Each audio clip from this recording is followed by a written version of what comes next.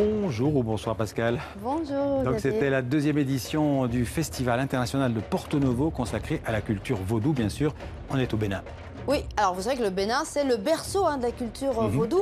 Le vaudou, c'est un panthéon de divinités, de forces de la nature qui sont invoquées par les hommes. Et cet héritage est largement méconnu, même délaissé ces dernières années. Alors il y a une composante folklorique, vous l'avez vu, avec des danses, des masques, des rites bien particuliers, puis une composante philosophique, parce que le vaudou veut que l'esprit est lié au corps, est lié à la nature. Et c'est cette dimension que le festival essaye de remettre au goût du jour pour montrer finalement que le vaudou peut éventuellement servir à notre société moderne. Donc 7 jours de danse, de défilés, mais aussi de théâtre et de colloques sur le vaudou.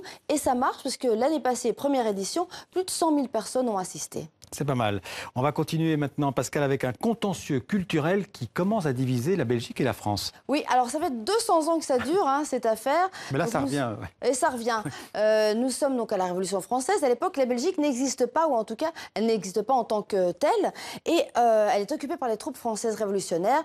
En 1794, ces troupes révolutionnaires rentrent à Paris avec 200 œuvres belges, notamment pour le Louvre, pour une exposition universelle qui n'a finalement jamais lieu. Et donc les œuvres restent à Paris. En 1801, Napoléon ne sait que faire avec ce trésor et donc il le divise en 15 lots et l'envoie dans 15 villes de province. Et c'est comme ça que ce Rubens, que vous voyez, se retrouve au musée de Nantes, ou bien qu'un autre tableau d'un célèbre peintre liégeois, Berthollet Flémal, se retrouve au musée de Toulouse. Alors jusque-là, la polémique éclate, évidemment, il y a quelques années. En Belgique, on parle de vol, parce que la cathédrale de Tournai voudrait bien récupérer son Rubens. D'autres parlent de prêts, de dons. Enfin, c'est pas très clair. La France considère que ces œuvres d'art font partie, évidemment, de son patrimoine inaliénable. Alors, la polémique ressurgit avec un député francophone que je vous propose de découvrir avec le reportage de nos confrères de l'RTBF.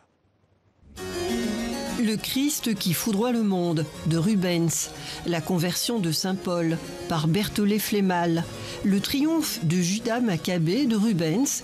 Tous ces tableaux ont un point en commun. En 1794, l'armée révolutionnaire française les a volés, dans un but louable, puisqu'il s'agissait de réunir la plus grande exposition universelle visible pour le public au Louvre.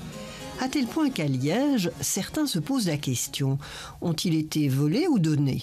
L'administration liégeoise de l'époque, en 1794, était clairement pro-révolutionnaire, partisane de la France, et donc voulait participer à ce grand mouvement d'émancipation universelle des œuvres d'art.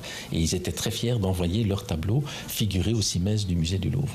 Si les autorités liégeoises ont peut-être donné certaines de leurs œuvres maîtresses, c'était bien du vol à la cathédrale de Tournai. Nous avons en Belgique des titres de propriété. C'est le cas notamment d'un Rubens appartenant à la cathédrale de Tournai, qui faisait partie d'un diptyque, qui avait été commandé à Rubens par la fabrique. Ce sont les Tournaisiens qui ont payé le travail de Rubens. Et on en a la preuve. Ah oui, on en a la preuve, on a les preuves écrites. Selon cet expert chargé de recenser les œuvres volées, ces preuves ne sont peut-être pas suffisantes pour rétrocéder des prises de guerre.